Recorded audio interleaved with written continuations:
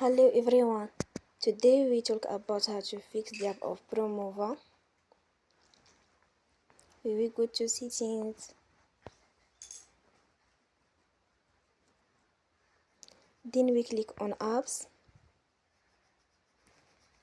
After that we will search the app Promova.